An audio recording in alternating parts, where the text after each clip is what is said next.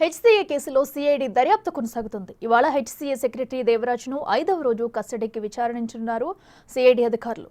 దేవరాజ్ను Uppal stadium HCA ఆఫీసుకు తీసుకెళ్లి BCCI నుంచి వచ్చిన నిధులు గోల్మాల్పై ప్రశ్నిస్తున్నారు.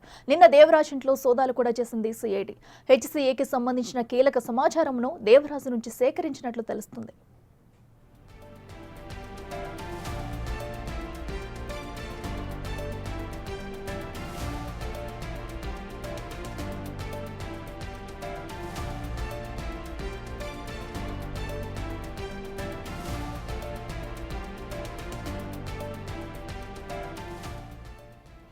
హెచ్సీఏ కేసులో సిఐడి దర్యాప్తు అయితే కొనసాగుతుంది. అయితే ఈవేళ హెచ్సీఏ సెక్రటరీ దేవరాజ్ను 5వ రోజు కస్టడీ విచారణ చేస్తున్నారు సిఐడి అధికారులు. ఇప్పటికీ నిన్నైతే దేవరాజ్ ఇంట్లో సోదాలు చేశారు. మరి సోదాల్లో ఎలాంటి ఆధారాలు లభించాయి, వాటి ఆధారంగా కూడా ఈ రోజు దేవరాజ్ను విచారించే అవకాశం కనిపిస్తుంది.